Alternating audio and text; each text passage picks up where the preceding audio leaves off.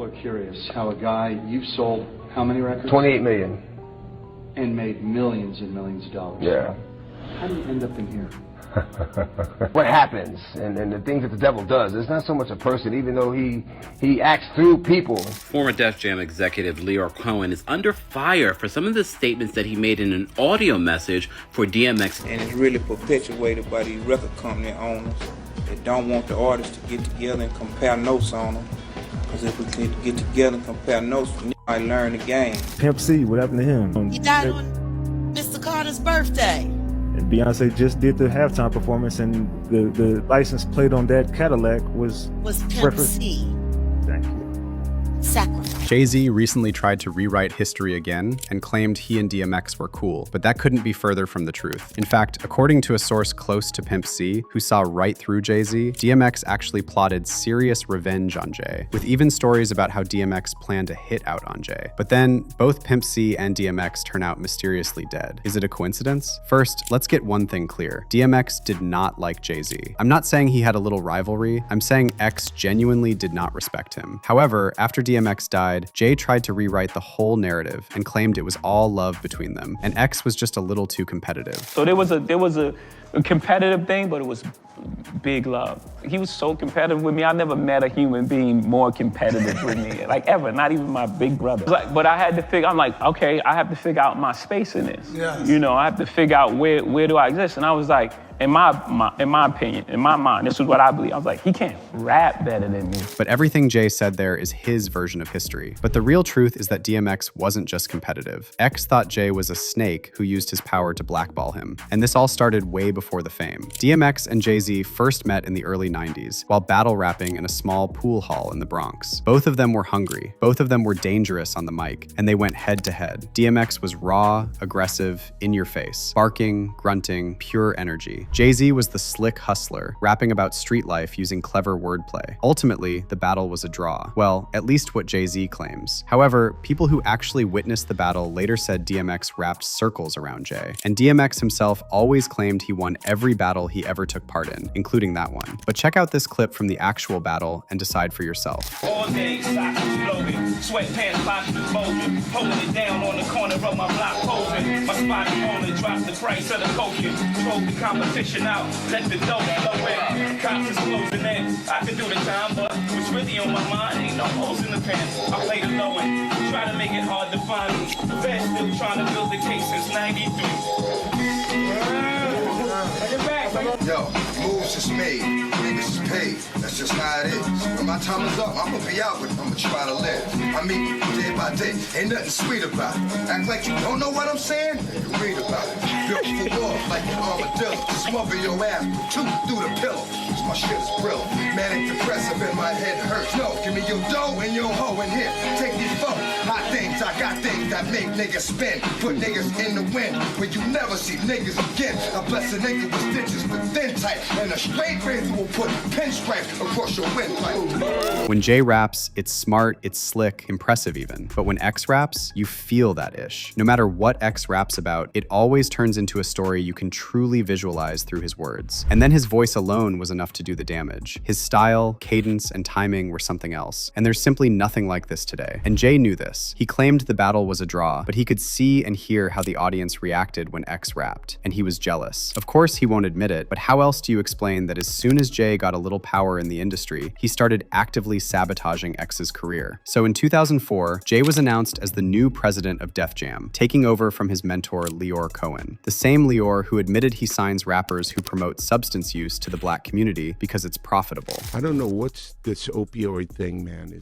But being a crackhead wasn't cool back then. Being a crackhead wasn't cool. Now they seem like they're making it cool to be drinking lean and syrup and it's the most dangerous. It's the most dangerous thing that's facing our society. So why sign an artist that would promote that? Because I already answered that question. You weren't paying attention. She asked me talent or issues, and I said talent.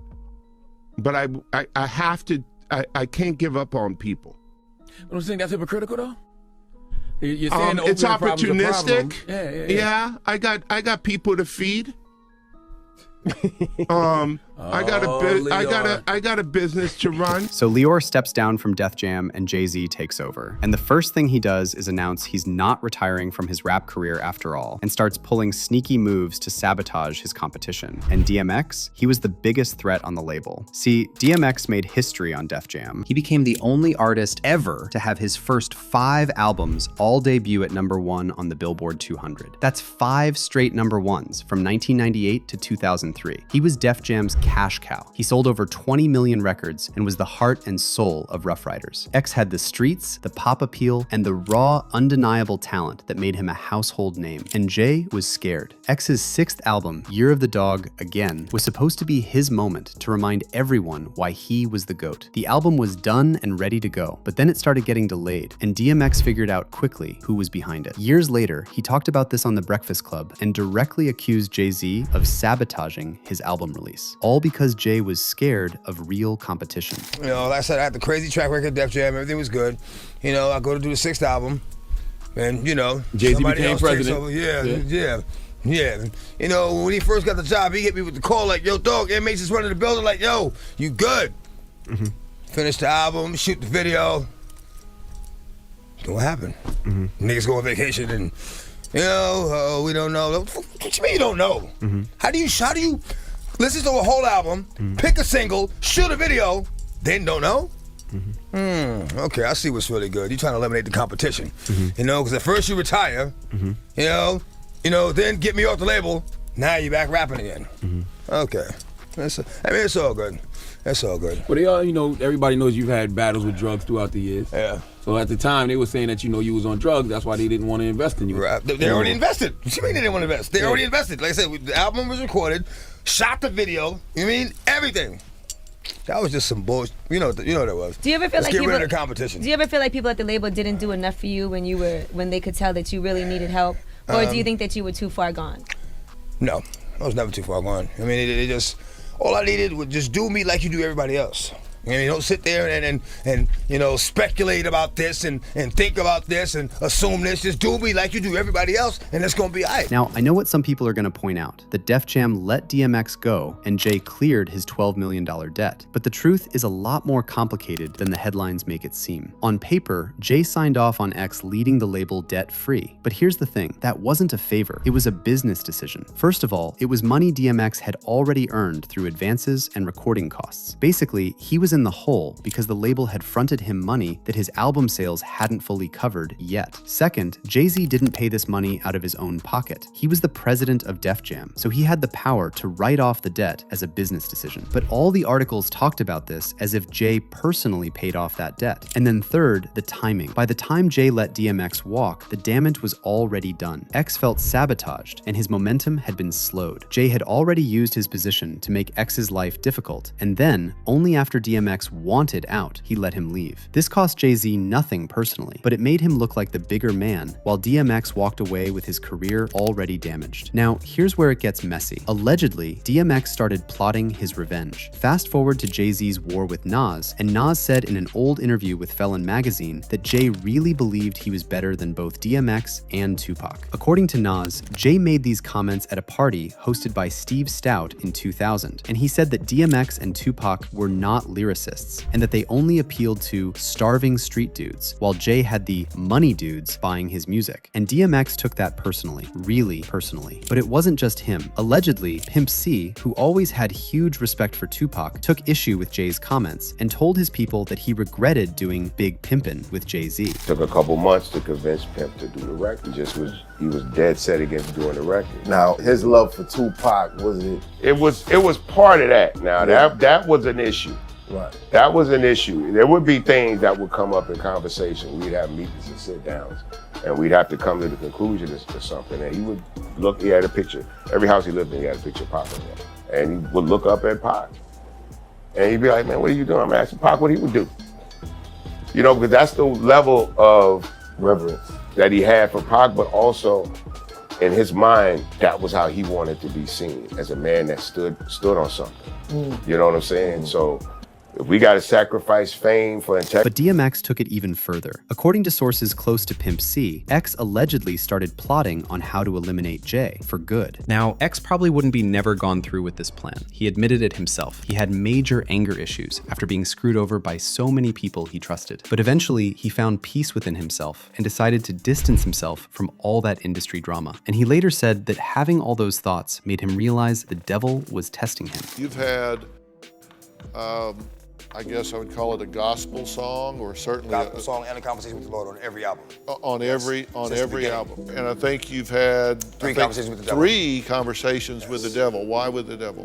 Well, to make a fair decision, I think you have to be aware of both sides. And I was approached, so of course I had a conversation. It doesn't mean I rode with him or believed him. I just was able to recognize him by what he said to me and what he offered me. I said, oh, now I know you are. That's why I stopped talking to him. I've put out 7 albums, but he's only on 3. Yeah, I mean, that's, you write all of your songs? All of my lyrics. I wouldn't be able to call myself an artist if I didn't write. Now here's what gets me. Doesn't it seem odd that every person who had integrity and went against Jay-Z has disappeared from the game? Both DMX and Pimp C died under suspicious circumstances. C actually died on Jay's birthday in what looked like some ritual sacrifice. And Jay is still on top, still untouchable, despite all those allegations and legal problems. I mean, there's probably a good reason that Kanye, who would be well aware of everything that happens behind the curtain, felt the need to say, Jay, please don't send your killers at me. Jay-Z called me. Hey, bro, Jay-Z, I know you got killers. Please don't send them at my head. Just call me. Talk to me like a man. And look what happened to Kanye after that. It's been a downward spiral ever since. He went against Jay, and more importantly, he went against the people Jay answers to. DMX and Pimp C did the same, and now they're both gone, while Jay is out here giving interviews and rewriting history in real time. But now I want to hear your thoughts on all this. Did Jay-Z snake DMX? And how do you feel about this theory that DMX and Pimp C were both eliminated for going against Jay? Drop your comments below, and I'll catch you in the next video.